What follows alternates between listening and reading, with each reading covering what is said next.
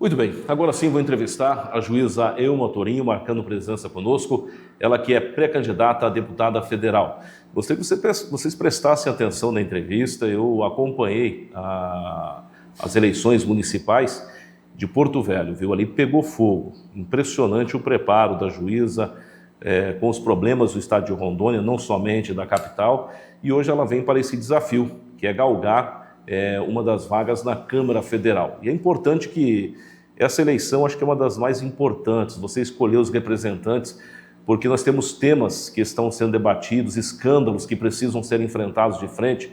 Inclusive, a juíza fez questão de enfatizar e ser abordada sobre a questão do Banco Master, a questão da segurança pública, sempre que pesquisas, qual o maior anseio da população nas pesquisas, né? Aparecia primeiro educação, saúde, segurança pública ficava em sexto, sétimo. Hoje o maior clamor por parte da população é segurança, é impressionante, tá? E outros assuntos estarei abordando com a juíza Elma Torinho. Doutora Elma, obrigado por marcar presença, se colocar à disposição, é uma honra recebê-la. Primeiramente, o seu boa tarde e vou aproveitar o seu boa noite também. Quem perder a entrevista agora vai assistir à noite. Seja bem-vinda. Obrigada, Ricardo. Você é famoso na capital. Esse bronca da pesada, o pessoal falava assim, só vai ter coragem de ir lá? Eu falei, já estou lá. A hora que eu passar no interior, eu estarei lá. E segurança pública, você falou muito bem. Eu fui juíza criminal há muitos anos, mas eu desenvolvi o gosto pela gestão quando eu administrei precatórios no Tribunal de Justiça, porque lá eu tinha um completo domínio do orçamento dos 52 municípios, do Estado e das autarquias.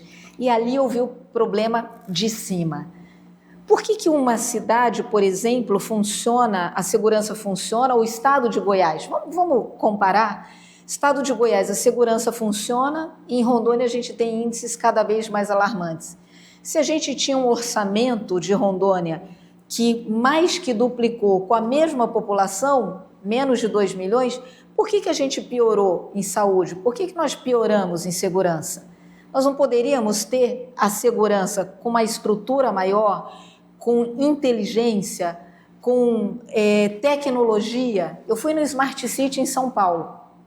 Cheguei lá, comprei uma passagem nesse valor absurdo, é outra discussão que eu tenho muito forte em relação à ANAC. Estive lá com o brigadeiro Rui Mesquita, ele achou que eu ia discutir o preço por causa dessa guerra que está aí, e eu falo para você com todo o respeito do mundo. Tem gente que fala assim, eu não gosto de política.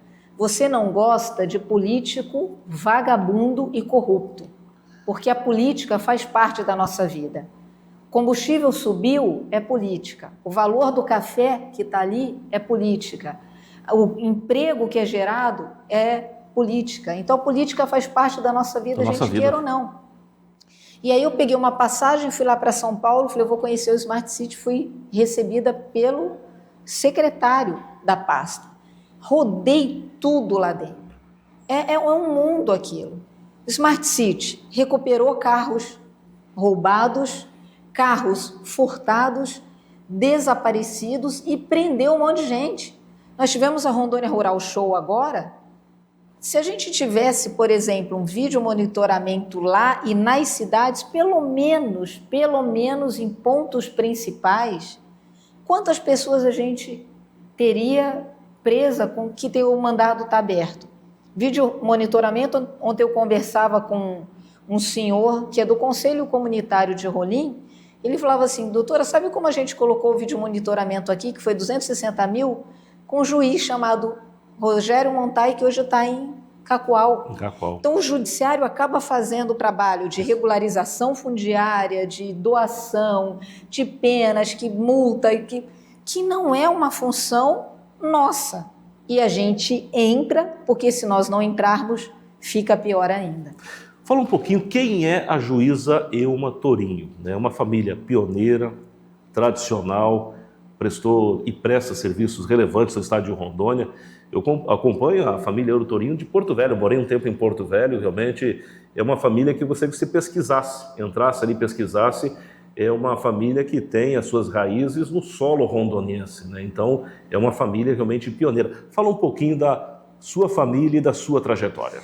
Meu bisavô chegou em 1920 em Porto Velho, tinha 2.000 habitantes, terminava onde é o Maria Auxiliadora, é um colégio bem no centro, é um colégio de freiras. Meu avô chegou em 1932, foi um jornalista famoso, tinha o jornal Alto Madeira, que completou 100 anos, e aí fechou, e fechou por muita dificuldade financeira, porque meu avô nunca aceitou falar bem ou falar mal de alguém por dinheiro.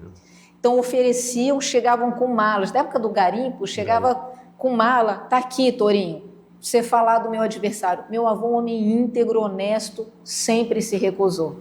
Teve 9 filhos, meu pai é o mais velho. Meu pai foi estudar fora, junto com os meus tios, porque não tinha universidade pública em Rondônia. Meu pai foi o primeiro reitor da Unir, foi ele que trouxe a Unir para o estado de Rondônia, foi presidente do SEBRAE. Meu tio Luiz também foi presidente do SEBRAE, da FEComércio. Ele falava da saída para o Pacífico na década de 70. Já tinha equipes que viajavam para falar de Rondônia. Meu pai teve 4 filhos, eu sou uma das 4.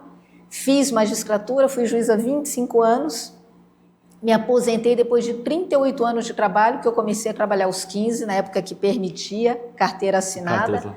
Hoje é só 16 anos e as pessoas se preocupam. Como é que vai ter o primeiro emprego? Meu filho não tem experiência. Como é que a gente estimula?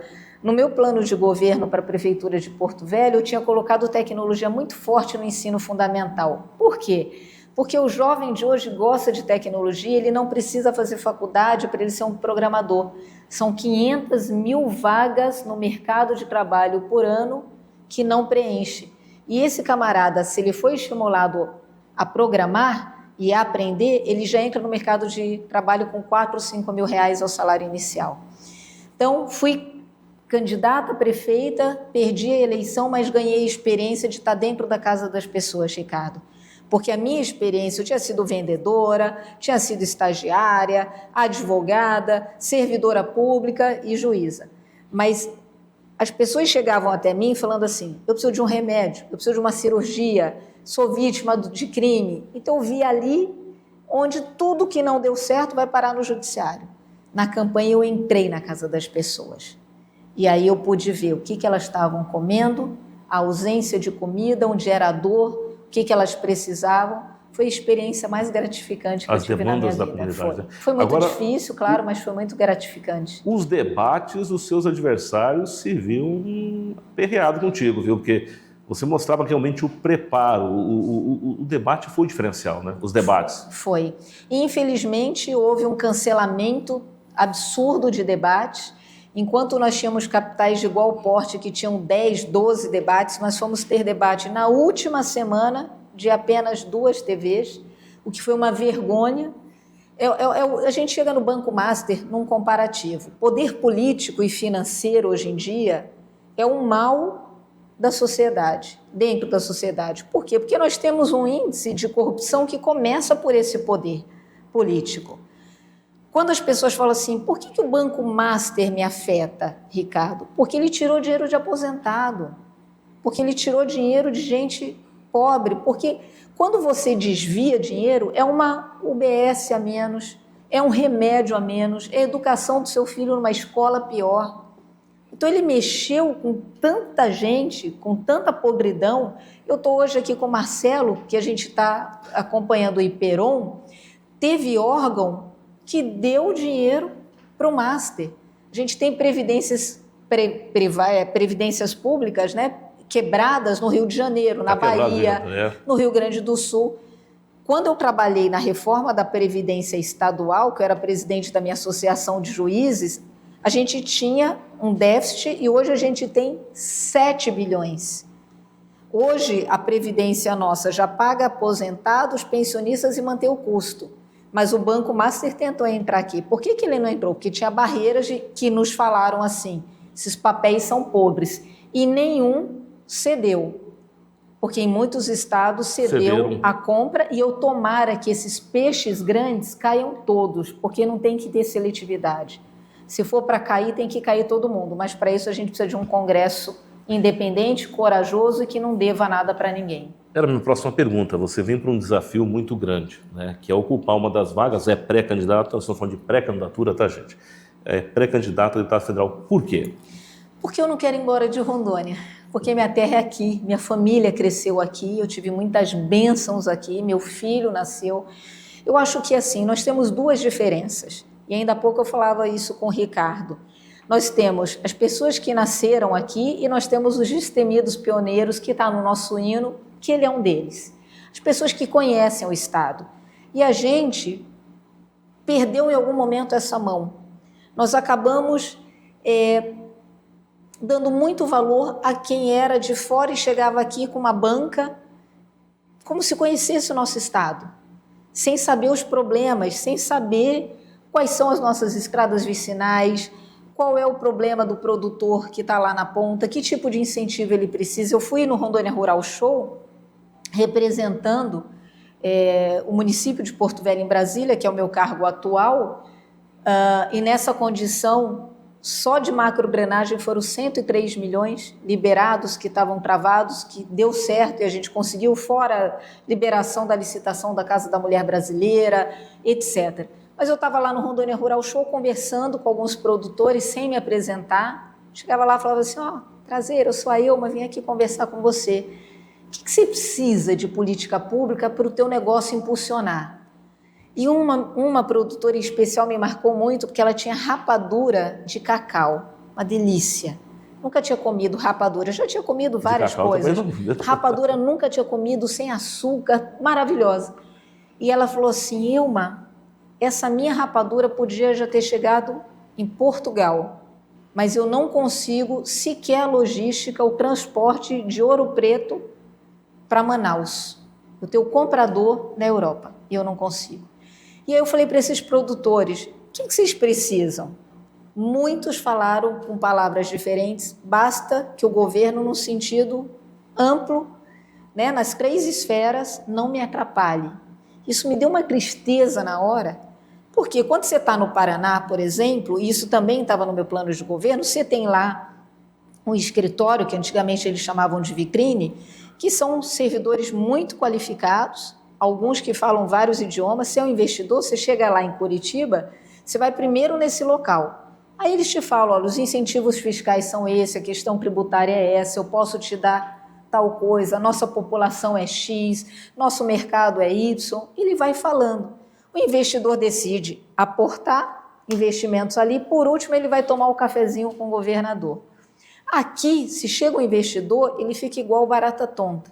Ele vai numa secretaria que não tem uma informação, aí ele pergunta para outra que não dá. Olha só, Rondônia, Ricardo, nós temos posição geográfica central, nós estamos perto do Porto de Peru, nós temos hidrovia, nós temos mão de obra barato, nós temos agora a ponte deflagrada, já ponte binacional. Então, nós podemos exportar todos os nossos produtos 30% mais barato do que o Porto de Santos. 30%. A gente produz gado, soja, etc. E tudo volta para a gente industrializado. Maranhão está exportando para a Coreia do Sul gado fresco. Por que a gente não está exportando? Então, nós temos uma capacidade de crescimento enorme e que a gente não tem articulação, qualificação e preparo. E em alguns casos ainda nós temos os escândalos de corrupção que aí detona tudo. Ilma, nós vivemos um momento complicado, né? Esse momento de rede social, que muitas vezes a pessoa ela tem uma boa oratória, né? Ela ouviu falar que os agricultores precisam daquilo, e ele vai para a rede social, mas não conhece a realidade, ele não sabe nem como resolver esse problema, mas ele fala bonito, né? Tem aquela produção também com convicção. A pessoa que está do outro lado fala, pô, esse é o cara, esse é o que vai resolver o nosso problema. E muitos se elegeram desta forma, até agora não mostraram para que vieram e continuam com a mesma narrativa, já visando a próxima eleição. Como furar essa bolha? Você acha que as pessoas estão mais atentas, estão mais preparadas em pesquisar a vida das pessoas a fundo, saber de sua capacidade? Porque nós temos muitos problemas e muitas vezes nós, eleitores, somos culpados também, porque nós não podemos votar numa onda, você não pode votar por onda, você tem que votar, saber se a pessoa é preparada, escolher a pessoa a dedo. Claro que não dá para acertar todas as vezes, mas tem que se esforçar em buscar avaliar o candidato. Você acha que o eleitor, para essa eleição deste ano, está mais preparado e vai estar atento a essas situações? Eu espero que sim, Ricardo. Se eu tivesse desistido de Rondônia, eu já teria ido embora. Porque, como eu disse, eu trabalhei 38 anos, me aposentei, eu poderia estar na frente de uma praia. Mas eu não quero desistir de Rondônia. Então, o que eu espero das pessoas, de modo geral, que elas se interessem pela vida pública. E a vida pública envolve resultado. Você tem que olhar e falar assim, porque um parlamentar, vamos falar em nível geral, seja ele estadual, federal, não importa, ou senador, deputado ou senador, eles têm projetos de lei que eles podem ser os relatores, e isso a gente não tem em Rondônia. A gente tem votação em projetos de outros parlamentares, protagonismo a gente não tem. Então, pode fazer projeto de lei, pode fiscalizar o chefe do executivo, isso é uma obrigação do parlamentar, seja ele da situação ou da oposição, e se for oposição tem que ser uma oposição consciente. Não oposição para destruir o outro, né? E, além disso, ele tem emendas. Só que emenda é algo que está à disposição dele, é um dinheiro que está à disposição dele. Para mim, não é um favor que o parlamentar faz.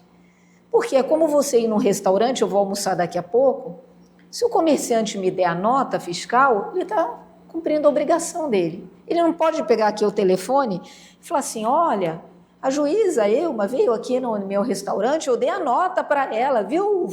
Não. Ele vai propagar aquilo que ele tem obrigação. O parlamentar ele tem obrigação de destinar o recurso que ele tem, que são as famosas emendas. Aí tem de bancada, individual, etc. Eu fiquei 7 anos dentro do Congresso, porque eu fui presidente da minha associação de juízes, quase 4 anos, e mais 3, justamente na pasta do Legislativo na Associação Nacional. Conheço profundamente, regimento interno, tudo. Fazia nota técnica o tempo todo, que era a minha pasta. O que acontece? O que é importante é esse parlamentar que consegue além da emenda, porque a emenda já está à disposição. Agora, se ele vai em ministérios, por exemplo, e eu fiz esse trabalho esses 5 meses, e fala assim, olha, eu apresentei um projeto lá de Ariquemes e consegui um recurso no Ministério X para essa final. Aí beleza, ele conseguiu.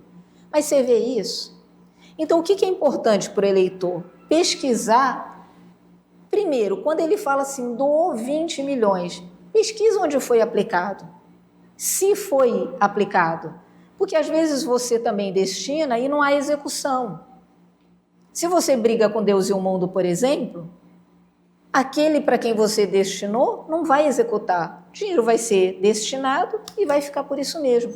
Recentemente eu fui no Ministério das Mulheres, falei, olha, eu sei que vocês são um ministério que a questão orçamentária é complicada, mas meu estado tem uma violência muito grande contra mulheres e eu sei que vocês têm vários projetos que abarcam mulheres.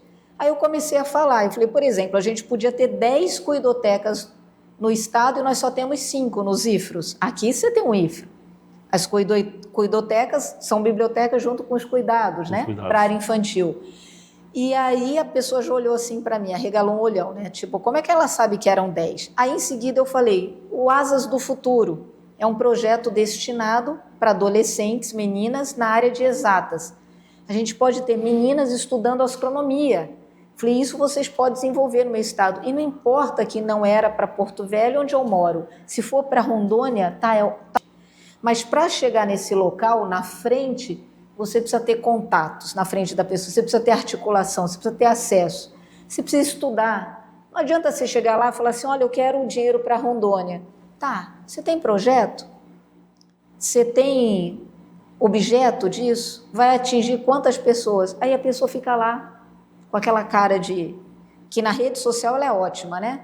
Ela fala alto, mas não tem preparo. Então, a gente precisa, de fato, ter muita articulação para Rondônia, porque a gente tem uma capacidade de crescimento que vai impactar a nossa vida, a qualidade de vida, gerar mais empregos, trazer mais progresso, mas para isso a gente precisa ter esse caminho até lá. Criminalidade, segurança pública, doutora, a gente observa Esses dias conversando com algumas pessoas e pesquisas até que são apresentadas, impressionante como hoje o clamor popular é a segurança pública. Hoje as facções, elas estão dominando, né, os bairros. Rondônia vive números alarmantes. Ariquemes, por incrível que pareça, não é porque eu moro em Ariquemes, não quero puxar sardinha. Nós temos um trabalho diferencial aqui. Nós tínhamos crimes de homicídio, todo dia praticamente um crime de homicídio, né? Quero até mandar um abraço ao delegado regional de polícia, Dr. Ricardo Rodrigues. Os números aqui despencaram, né? Tu vê um homicídio de 6 em 6 meses, né? Como também os roubos diminuíram. Mas em outras localidades, Porto Velho, é triste as notícias que chegam de Porto Velho. Como encarar esse problema de frente e o que pode ser feito? A segurança pública é o assunto da minha vida, porque eu fui juíza criminal há muitos anos, sou casada com o delegado da Polícia Federal, né? Eu estudo profundamente esse assunto. Recentemente eu participei de uma audiência pública no Congresso a convite de um deputado do Nordeste que me chamou. Você foi a única representante de Rondônia? Da região norte. Da região norte. É algo assim inacreditável, porque você fala, cadê os outros? Por que não foram? E o Rodrigo Pimentel, que quem não conhece por nome, Rodrigo Pimentel é o roteirista do Tropa de Elite. Então, Tropa de Elite todo mundo assistiu, e aí quando eu falo, associa. Quando terminou, ele falou assim, eu não conhecia essa juíza, estou apaixonado por ela, tal. Depois da minha fala, eu até brinquei com ele, depois eu falei assim, olha só, meu marido tem uma ponto .40 igual a sua, né? E ele brincou também, riu comigo. Segurança pública, nós temos mais de 80 facções no país, em Rondônia mais de 20. Então todo mundo fala de 2, mas são mais de 20. São mais de 20. Eu tenho uma irmã, nós somos 8 irmãos, eu tenho uma irmã que foi embora do país porque ela casou com um carioca, tinha um negócio no Rio e a milícia chegou na porta do comércio dela e falou assim, a partir da semana que vem, ou você me dá dinheiro ou você não trabalha mais. E ela, sem precisar, marido já encaminhado, ela já encaminhada, ela falou, estou indo embora. Eu passei uma semana com um buraco aqui e eu jurei para mim que eu não deixaria isso ocorrer no meu estado. Então, o que a gente percebe no mundo inteiro é um avanço das organizações criminosas. Mas quando você vai ver algumas votações dentro do Congresso, você percebe que não bate. Tem projetos que você fala assim, isso vai passar com tranquilidade. Aí entra alguns seres, né? E começam a justificar por argumentos que a gente... A PEC da blindagem, que a gente chamava de bandidagem. É uma cara de pau tão grande. Falou, como é que a pessoa quer ficar isenta de responder por um crime? É inacreditável. Já tem um arcabouço assim, de proteção que não chega. Não chega. Nós temos, inclusive, uma grande quantidade de parlamentares respondendo por ação civil pública, questões criminais. Quer dizer, para acontecer de algum ficar, Ricardo, fora do pleito eleitoral é dificílimo, para pegar é dificílimo. Os caras têm que aprontar muito para dar azar para pegar. Ah, mas é o sistema de justiça? O sistema de justiça ele não faz milagre. A gente não produz provas. Quando eu cheguei na minha primeira comarca, eu lembro como se fosse hoje. Primeiro semestre chegou nas minhas mãos a notícia de um traficante. Decretei algumas medidas, enfim, e fiz a absolvição. A cidade virou um negócio, que absurdo, porque todo mundo sabe. Todo mundo sabe? Cadê a prova contra ele? Que façam o trabalho bem feito. Eu sou juíza, não sou justiceira. Porque cada um tem o seu critério de justiça. Imagine você ter um sistema que seja instável. Eu falei, se ele é traficante, ele vai cair de novo. Vão fazer bem feito o trabalho e aí eu não vou ter um processo anulado, por exemplo, por uma forçação de barra. Dito e feito, passou um tempo, ele caiu de novo. Então, a gente tem que ter mecanismos, tem que ter uma polícia fortalecida. A gente tem vários concursos que não andam, que não dão posse. A Polícia Civil está nessa situação. Nós temos que ter inteligência e nós temos que ter tecnologia. Aquilo que eu falei do Smart City já era para a gente ter dado um salto, porque nós mais que dobramos a nossa arrecadação e a gente tem índices piores do que o Rio de Janeiro, que vive numa guerra civil. Homicídio nosso ele é muito maior do que feminicídio, violência contra mulheres, violências sexuais contra a criança. Por que a nossa segurança é tão ruim? Se a gente mais que dobrou a nossa arrecadação.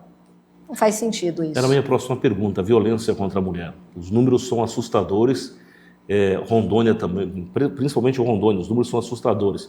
Violência contra crianças, né? Eu fiz uma matéria semana passada, os números também são assustadores. É algo que realmente traz a indignação, né? São vários eixos para a gente combater a violência. A violência você não combate só com pena e com sistema carcerário.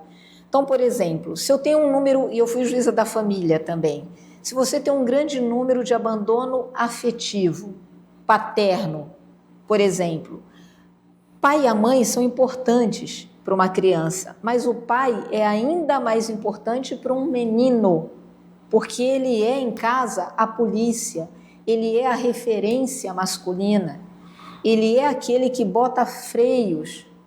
Então, uma criança que cresce sem a referência masculina, ela vai ter uma dificuldade maior quanto esse modelo, que é o que estabelece limite. E aí independe de classe social, Ricardo. Você pode ter alguém rico, que tem uma noção de limite, ou alguém muito humilde, que a mãe se mate para comprar um tênis da moda que ela nem teria condições, e esse menino cresce achando que ele pode fazer as coisas. Então ele olha o teu carro ali fora e fala assim, ao invés de trabalhar para conquistar e comprar um carro igual ao seu, ele vai lá e risca o teu carro, que ele não cresceu com essa noção de limite. Por isso é tão importante a gente ter estruturas muito arraigadas de famílias, e aí não é um termo família conservadora, é família com estrutura familiar. As mães solos fazem muito do trabalho sozinho, não é só a dupla jornada. Elas acabam ocupando papéis que nem seriam delas. Daí a importância do pai, se separou, ser presente na vida do filho, dar assistência material, corrigir, educar. Porque uma família estruturada, seja ela humilde, seja ela rica, ela vai crescer muito melhor, com filhos muito melhores do que uma família sem estrutura. Onde você tem evasão escolar, onde você tem baixo rendimento escolar, menino que não estuda, qual é a chance dele mudar de classe social? Ele tem uma chance menor. Então, é uma série de momentos que a gente tem que trabalhar. É a primeira vez que eu vejo alguém pré-candidato ou que já esteja ocupando um cargo abordar esse assunto com essa... Parabéns, viu? É um pensamento assim, não de coração mesmo. É a primeira vez que geralmente a gente gosta de terceirizar, né? É fácil você chegar e apontar o problema do governo, mas muitas vezes tem que partir do lar mesmo, né? E são vários eixos, como eu falei. Quando uma mulher, por exemplo, sofre violência, por que ela precisa ter uma casa da mulher brasileira, que nós vamos construir em Porto Velho? Porque é lá onde acolhe. Naquele primeiro momento. Mas isso basta para essa mulher? Não. Dizem que a gente bate na madeira, eu não acredito nisso, mas vamos supor que a Patrícia fale assim, chega, é a delegada na casa dele, né? E ela não tem condições de se manter, ela precisa ter um incentivo ao empreendedorismo, ela precisa aprender uma profissão. Então, veja só, você acolhe, você protege a mulher e os filhos, você ensina uma profissão a ela, você prende o camarada que foi violento, você mantém ele encarcerado. São vários núcleos de políticas públicas que a gente precisa trabalhar em conjunto para que dê certo e reduza. Porque senão a gente vai continuar prendendo, essa pessoa não lida com a questão feminina, e acho que é uma discussão que a gente ficaria aqui 10 horas, mas eu vou tentar resumir. Antigamente o papel do homem era provedor. As mulheres começaram a estudar e trabalhar também. Então, elas também viraram, em muitos casos, provedoras.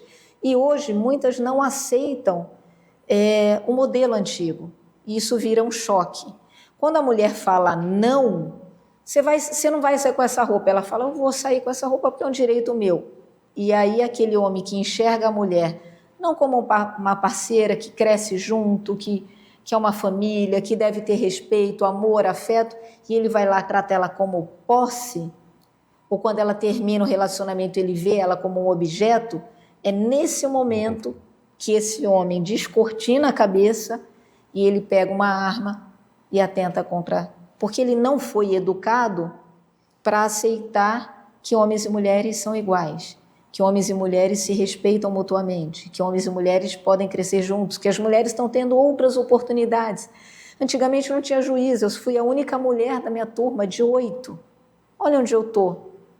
Então a gente precisa trabalhar educação também, de uma forma respeitosa, dentro das igrejas, dentro das lideranças comunitárias, dentro dos centros comunitários, porque esse homem está ainda no modelo antigo e as mulheres estão no modelo novo sem aceitar o modelo antigo mais, e aí vem o choque. Então a gente precisa juntar os dois, porque amor, afeto, família, tudo isso é importante para uma sociedade saudável. Bom, você é uma pré-candidata, mulher, e as mulheres estão atentas em quem votar, você que tem andado, percorrido, estão se envolvendo mais, estão buscando saber mais. Eu ouço muito que mulher não vota em mulher. Porque era a minha próxima pergunta, você me responda já. Porque se votasse, nós temos 52% do eleitorado e só 15%, por exemplo, do Congresso. Eu acho que é um pouco mais profundo também. Eu estudo muito vários assuntos, né? Por exemplo, eu não sou psicóloga, mas eu estudo assuntos de psicologia. Eu acho, Ricardo, que se eu sou uma pessoa que desenvolvo algumas habilidades, por exemplo, eu fui para dentro de uma cozinha e aprendi a cozinhar. Quando eu vejo uma mulher cozinhando, eu me identifico com ela, porque eu tenho aquela habilidade ou pelo menos me interessei por ela. Se eu vou na minha igreja, e na minha igreja todos os modelos são masculinos, o médico que eu vejo lá é homem, o pastor é homem, o dentista é homem, o advogado, e eles sobem no púlpito e eles que discursam. Quando sobe uma mulher para falar alguma coisa em qualquer lugar, a cabeça, no nível inconsciente, dá um nó. A gente só conhece aqui dentro, no coração, a gente só reconhece o que a gente conhece aqui dentro. Então, se eu sou uma pessoa honesta, eu vou acreditar que as pessoas são honestas, vou tomar cuidado, né? Deus protege a nossa casa, a gente fecha a janela, correto? Mas a gente vê honestidade nos outros. Uma pessoa desonesta, ela acha que todo mundo é desonesto. Então, a gente reconhece o que a gente conhece. Eu acho que muitas mulheres ainda não sentem aqui dentro essa questão da habilidade, seja para que esfera for. E por isso elas têm uma dificuldade de enxergar em outras mulheres a habilidade para representá-las. Quanto mais a gente tem agora coronéis comandando polícia militar, já temos 3, né? Assumiu São Paulo, lá em Minas Gerais, enfim. Mais coronéis, mais pilotas, mais juízas, mais promotoras, mais empresárias, a gente vai se reconhecendo e com isso o universo vai ampliando. Eu acho que o problema está aí. Bom, nós temos um país dividido, né? Em algumas localidades há uma divisão, em outras localidades predomina a esquerda, pouco menos da direita. A região norte predomina mais a direita, menos a esquerda, né? E o lugar está rachado mesmo. A Ilma se identifica como? Nessa polarização, porque você vai encontrar eleitores de extrema esquerda e extrema direita, né? E como levar a mensagem a esse eleitorado? Eu prefiro um país unido. Eu prefiro um país que não divida, porque isso tem nos atrapalhado. Quando eu falo que o porto, a ponte binacional que vai ser construída vai exportar 30% mais barato, não interessa para o exportador que paga tributo aqui, que paga imposto aqui, que gera emprego, se ele vai exportar para a China, para a União Soviética ou para a Coreia do Sul o gado fresco dele. Ele quer exportar, isso gera dinheiro para o Brasil. Nós temos que pensar o seguinte, nós temos direito a ter a nossa ideologia partidária. E eu sou uma mulher de centro-direita. Mas se você me perguntar sobre pautas sociais, eu vou te falar que eu estou agarrada a elas. Mulheres, acabamos de falar. Crianças, idosos. Como é que eu vou virar as costas para direito das mulheres? Impossível, isso foi a minha vida. Eu sofri muito na própria pele o que é a discriminação, o preconceito, a violência política de gênero. O que eu fazia? Naquela época, se você reclamasse um pouquinho, iam falar que você não servia para a função. Então, se eu tivesse com um filho em casa, sem ninguém para cuidar, e eu fui para o interior, passei por Espigão, Jaru e Cacoal, minha família não foi comigo. Se a pessoa que me ajudava ali em casa adoecesse e faltasse, eu tinha que me virar. Se eu tivesse com cólica, eu tinha que me virar. Eu não podia falar, olha, eu estou com dor. Porque, falando português bem rasgado, me perdoe a família que está aí do outro lado da tela. Se uma mulher falta ao trabalho para levar o filho no pediatra, em profissões que são reconhecidas de homem, sempre surge um iluminado, e aí é sempre mesmo, que fala assim, eu não gosto de generalizações, por isso que eu estou excepcionando. Está vendo? Por que colocam mulher como delegada? Isso é profissão de homem. Aí, tá vendo? Faltou porque levou o filho, como se alguém fosse filho de chocadeira, né? Mas se um homem falta porque foi encontrar uma namorada no local escondido, quem sabe dessa história fica caladinho e não vai falar, tá vendo? Então a gente precisa parar com essas divisões. A polarização não ajuda o país. A polarização nos faz ficar menores. E nós temos que ficar grandes e Rondônia precisa crescer. Então, na minha cabeça, eu tenho o direito a ter minha ideologia, mas eu não tenho o direito a fechar portas para Rondônia. Eu tenho que construir pontes. E o resultado só chega quando você constrói pontes. Região Vale do Jamari, nós temos problemas, saúde, uma série de problemas. E observei que você tem feito um mapeamento aqui na região do Vale do Jamari. Sim, a saúde é um problema crônico no estado. Agora, em Porto Velho, por exemplo, nós compramos com recursos próprios, o município comprou com recursos próprios um hospital privado, mas quem vai administrar é uma unidade específica via Universidade Federal de Rondônia, porque não adianta, você doa, por exemplo, 60 milhões para construir um hospital de ponta.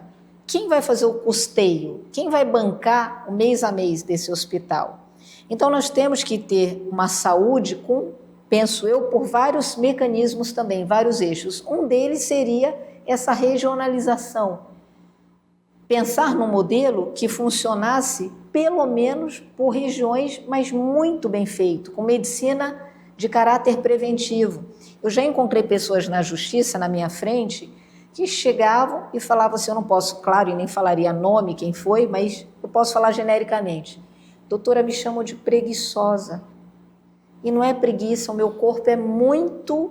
Eu sinto uma fadiga que eu não sei lhe descrever. E eu encaminhei essa pessoa para ter um diagnóstico, o diagnóstico veio como lúpus. Lúpus, uma das características é justamente essa fadiga que interpretavam essa senhora como sendo alguém preguiçoso. Ela demorou 30 anos para ter esse diagnóstico. Doenças raras, doenças crônicas, doenças autoimunes.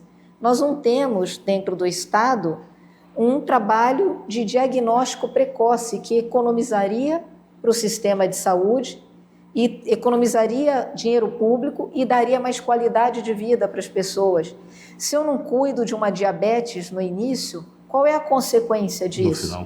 Se eu não cuido de uma pressão elevada, qual é a consequência disso? Poxa, você entrou num assunto que, sem querer, semana passada veio acho que foi semana passada, veio um casal com um garotinho, impressionante, né? Foi uma coincidência. Até conversaram com a Patrícia está em contato com essa família. Essa criança tem uma doença rara, é uma criança, acho que tem 6 ou 7 anos. Até o cheiro da naftalina pode levar a criança a óbito. É uma doença extremamente rara no sangue. E ela, para esse diagnóstico, para chegar a esse diagnóstico, essa família sofreu, conseguiram um atendimento em Cacoal, ela foi mandada para Porto Velho, dispensaram a criança em Porto Velho, mandaram para Cacoal, foi uma peregrinação e agora estão tentando uma nova peregrinação para ter um protocolo do que a criança pode consumir ou não consumir. Interessante isso aí. E tem gente que às vezes ouve e fala assim, mas esse caso vai ser muito oneroso para o Estado. O nosso modelo constitucional, quem votou lá atrás, os parlamentares, escolheu um modelo de saúde gratuita para a população. Nós temos que ter orgulho do SUS, por exemplo. Isso não tem em outros países. Então, se o nosso modelo constitucional é de saúde gratuita, nós temos que dar o mínimo. O que é o mínimo? Consultas regulares, a regulação tem que funcionar. Você precisa de um exame, às vezes você não tem um exame, um raio-x, você quebra um osso, você não sabe se você quebrou ou não, você está com dor ali, mas você não tem um raio-x. Então a gente precisa de maneira muito forte dessa saúde com diagnóstico precoce, com prevenção, mas também com atendimento básico, pelo menos regionalizado. E aqui um orgulho, mais um orgulho da família Torinho, porque eu tenho muitos médicos na família, o tio Eudes é muito conhecido na capital, mas nós tivemos um rondoniense, tio Euderson, que virou presidente da Academia de Medicina do Rio de Janeiro. Então, imagina o que é um rondoniense sair daqui e fazer sucesso lá fora. Também é um integrante da minha família. Ilma, infelizmente o nosso tempo estourou, mas eu tenho certeza que você vai retornar mais vezes, né? E por videoconferência também, viu? Pode estar em Rolim de Moura, Porto Velho, Cacoal. Ricardo, posso participar? Você entra por videoconferência conosco, viu? Obrigado. Foi um prazer, muito obrigado pelo carinho e a sua mensagem, direta e franca, com os munícipes de Ariquemes e região. Fique à vontade. Vocês estão numa região que pode se desenvolver ainda mais. Rondônia é importante para todo mundo que está aqui, para todo mundo que ama essa terra. Então, prestem atenção, cuidem da cidade de vocês, exigindo mais. A gente precisa de resultado, não de lacração. A gente precisa de trabalho, não de blá, blá, blá. Nós precisamos de gente honesta, não de corruptos. Ariquemes pode desenvolver muito e ser grande polo de exportação também do município, mas de Rondônia, e ajudar o Brasil até no PIB nacional. Obrigada, Ricardo. Muito bem, entrevistei a juíza Ilma Torinho, pré-candidata a deputada federal. Quero mandar um abraço então para o Marcelo Freitas. É isso? Não errei não, né, Marcelo? Meu abraço, meu carinho, seja bem-vindo, viu?